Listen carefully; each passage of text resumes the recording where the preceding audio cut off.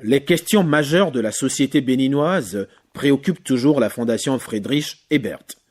Ce vendredi 19 septembre 2014, elle a encore mobilisé en débat public les Béninois autour de l'épineux problème du dialogue social. C'était à l'occasion de la 4e soirée politique organisée à son siège à Cotonou. Des personnalités de diverses sensibilités étaient présentes. Sur le plateau, Emmanuel David Yanwi, représentant le ministre en charge du dialogue social, Ibrahim Zakari, conseiller technique du président de la République aux affaires sociales, Philippe Johnson, membre du conseil du patronat, Noël Chadaré, secrétaire général de la Confédération des syndicats indépendants du Bénin, et Gertrude Gazard, administratrice du travail. Les discussions ont porté sur le diagnostic de l'état du dialogue social au Bénin et de la thérapeutique à lui apporter. Mesdames et messieurs, le fait que cette soirée se tienne à un moment où le gouvernement a ouvert les négociations avec les confédérations syndicales cette semaine témoigne de la pertinence du sujet de ce soir, le dialogue social. Malgré l'existence d'un cadre juridique adéquat à la pratique du dialogue social au Bénin, les résultats enregistrés les derniers mois sont, disons, mitigés. Comme vous le savez très bien, le Bénin a vécu en 2014 une période de grève des syndicats dans plusieurs secteurs, entre autres des domaines vitaux pour le fonctionnement de l'État, santé, justice, éducation. Et c'est là malgré le fait que le droit à la santé et à l'éducation sont aussi des droits humains, donc la jouissance devrait aller de fait pour tous les citoyens. Sur le diagnostic, les positions sont presque irréconciliables.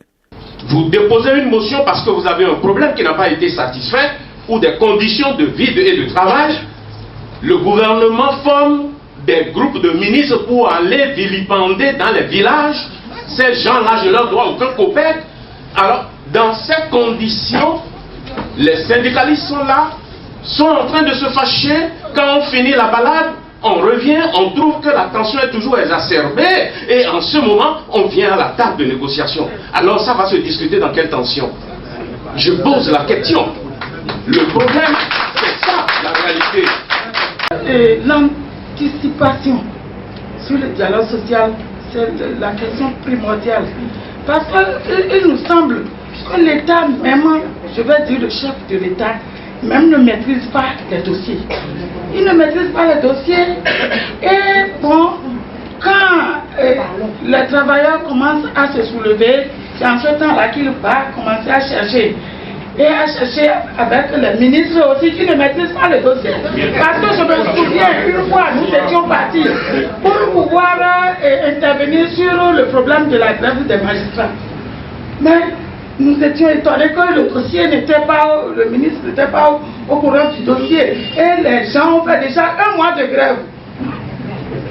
À qui la faute là?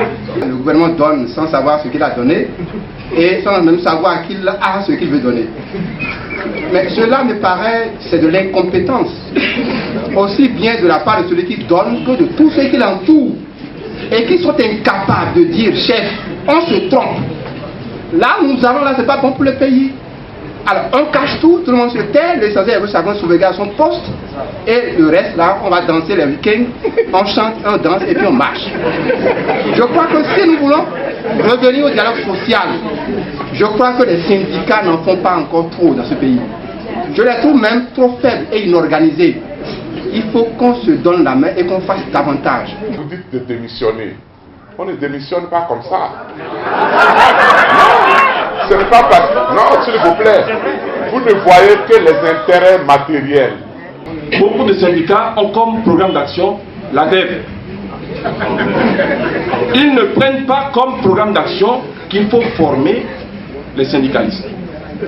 Ceux qui aujourd'hui nous reçoivent, eux, ils ont pris comme programme d'action le travail. Et je crois que si nous décidons de travailler, ça va être très bien. Pourquoi dans le privé, auquel j'appartiens également, pourquoi il n'y a pas de grève? Posons-nous la question, je ne donne pas de réponse. Non, il ne faut pas voir là où on est tombé. Il faut voir là où on a trébuché.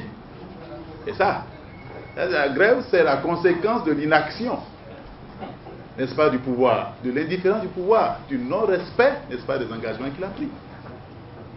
Si vous restez dans le silence, vous vous emmurez dans le silence. Les travailleurs réclament qu'on discute, que vous posiez des actes pour régler leurs problèmes. Eh bien, la nature, comme je l'ai dit, a horreur du vide. À ce moment, il y aura grève. Et j'ai dit que la grève, on y va à notre corps défendant, malgré nous. C'est ça.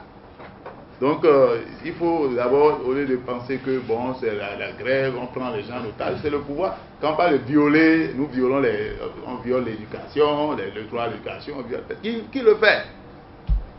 C'est le gouvernement qui a une mauvaise gouvernance. C'est ça. Parce qu'on a dit, le dialogue est un instrument privilégié de la bonne gouvernance. Il faut discuter, il faut dialoguer. Ce que j'entends souvent de la bouche des syndicalistes, moi personnellement ça ne m'ignore pas. En tant qu'ancien syndicaliste et qui continue toujours d'être syndicaliste si vous voulez. Grève dans la santé, ce qu'on m'a dit, vous avez suivi. Or, les gens disent même avec réquisition, et ils feront la grève. Je m'excuse, je déborde un peu, la grève des magistrats. Excusez-moi, les magistrats eux-mêmes ils savent que de par leur statut, ils n'ont pas droit à la grève. C'est vrai ce que je dis. Ils le savent. De par leur statut, c'est pourquoi je dis, on devrait même prendre le problème des magistrats dans une globalité. C'est-à-dire, doiter les magistrats, c'est peut-être, on va croire que c'est un acharnement contre eux. Mais tout cadre, tout fonctionnaire qui exerce l'autorité de l'État n'a pas droit à la grève. Mais à quoi nous assistons? À quoi nous assistons? Et ça, je dis que j'interpelle mes frères syndicalistes. Nous sommes dans une condition où nous reconnaissons tous que le dialogue social a besoin de soins intensifs. Passons aux soins intensifs. Quand nous arriverons à normalité, nous avancerons au rythme d'entretien. Si les points de vue semblent tranchés sur les raisons de la panne du dialogue social au Bénin, les acteurs tombent cependant d'accord sur les réponses à y apporter pour le développement durable du Bénin. Mais je ne dis pas que le chef de l'État ne m'écoute pas. Je vais vous dire pourquoi j'ai dit, il n'a qu'à être clair avec les syndicalistes. Et il y a un des intervenants qui est venu comme pour apporter la réponse à ce que j'ai dit. Il ne faut pas faire des promesses qu'on ne peut pas tenir. C'est ce que j'ai dit.